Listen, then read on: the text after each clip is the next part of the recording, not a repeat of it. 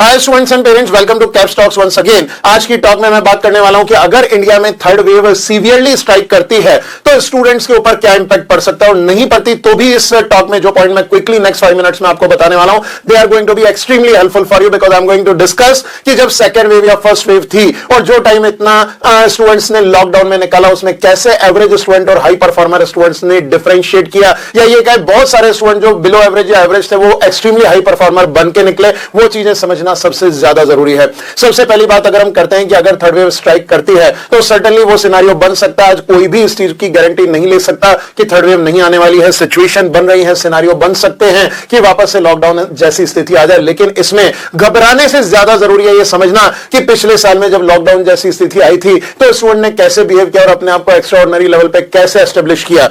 और अगर third wave नहीं भी आती तो भी ये सारे पॉइंट आपको हेल्प करेंगे, क्योंकि एक एवरेज परफॉर्मर के मन में हमेशा रहता है, ड्रीम हमेशा रहता है कि हमें एक्स्ट्राऑर्डिनरी परफॉर्मेंस कहीं ना कहीं एकेडमिकली दिखानी है, एक अच्छे कॉलेज में एडमिशन लेना है और एक्स्ट्राऑर्डिनरी लेवल पे आगे जाना है। तो ये सारे तरीके उनके लिए हमेशा हेल्पफुल रहेंगे। सो माय डियर स्टूडेंट, बात करते हैं फर्स्ट लॉकडाउन की। जब बहुत लंबे टाइम तक लॉकडाउन रहा और स्टूडेंट्स पूरी तरह से ऑनलाइन सिस्टम्स पे चले गए थे, ये सिचुएशन सेकंड वेव में भी आई थी और वापस से थर्ड वेव में आ सकती है। और इस सिचुएशन में जिन स्टूडेंट्स ने फायदा उठाया उनकी परफॉर्मेंस कई गुना बढ़ते चली गई, क्योंकि आज सबसे ज्यादा जो बड़ी प्रॉब्लम स्टूडेंट के पास रहती है वो टाइम की रहती है।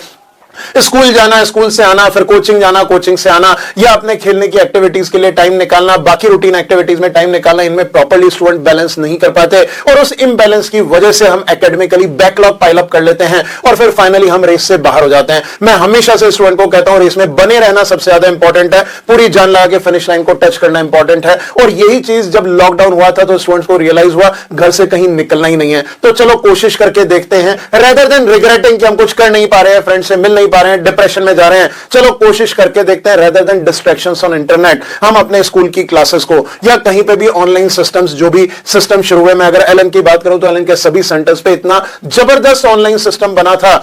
जिसका नतीजा क्या हुआ हम सब ने देखा कि इंडिया का अब तक का हिस्टोरिकल रिजल्ट एलन से प्रोड्यूस हुआ है इन ईयर 2021, और वो पूरा रिजल्ट ऑनलाइन एकेडमिक्स की वजह से था। जिन स्टूडेंट्स ने पूरी एनर्जी से ऑनलाइन सिस्टम को अडॉप्ट किया उन्होंने एक्स्ट्राऑर्डिनरी परफॉर्म किया। अब मैं कहना चाहता हूं ऑनलाइन हो या ऑफलाइन हो, does not make any difference. आप अगर अपनी एकेडमिक सिस्टम्स को पूरी शिद्दत से फॉलो करना शुरू करते हैं और अपने टाइम को यूटिलाइज करना शुरू करते हैं तो आप अपने टाइम के मालिक हैं, जिस लेवल तक चाहे पहुंच सकते हैं। फर्क सिर्फ ये पड़ता है कि आपके डिस्ट्रैक्शंस ओवरराइड कर जाते हैं बाकी प्रायोरिटीज को, इस वजह से हम उन डिस्ट्रैक्शंस के टाइम को बैलेंस नहीं कर पाते और फाइनली सब कुछ लूज होता चले जाता है। तो एवरेज स्टूडेंट के साथ यही होता है, चीजें लूज होने लगती हैं।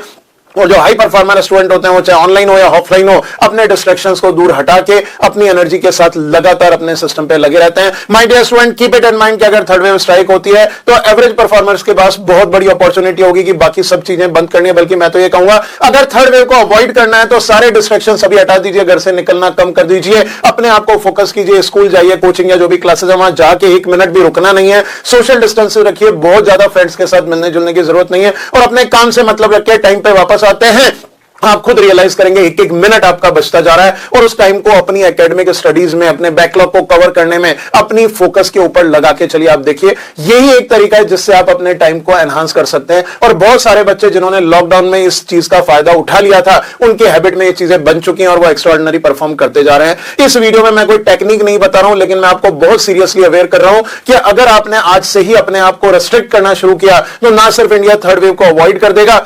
बल्कि जो स्टूडेंट चाहे स्कूल में या कॉलेज में है, अगर अपने आप को एकेडमिक फोकस पे इंटरेस्ट के साथ बिल्ड कर लेते हैं और लगातार उसके ऊपर अपने आप को अलाइन कर लेते हैं तो आप ये मान के चलिए एकेडमिकली भी आप कई गुना ग्रो होते चले जाएंगे और जो टाइम की प्रॉब्लम ज्यादातर स्टूडेंट्स के पास रहती है उससे आप बच जाएंगे। और अगर समहाउ थर्ड वेव स्ट्राइक होती भी है तो आप ये मान के चलिए this will be A situation और सिनेरियो जिसको आपको अपनी अपॉर्चुनिटी में कन्वर्ट करना है और एक्स्ट्राऑर्डिनरी लेवल पे अपने आप को बिल्ड करना है। तो इन आइदर सिनेरियो अगर आपने अपने आप को कंट्रोल कर लिया और पूरा अलाइनमेंट रखा, भले ही बोर हो रहे हो लेकिन उसके बावजूद भी क्वेश्चंस करते रहिए, कुछ ही दिनों में ऐसा इंटरेस्ट डेवलप हो जाएगा, चीजें होने लगेंगी, ball will start keep on rolling rolling and finally you will see कि आपका जो लक्ष्य आपने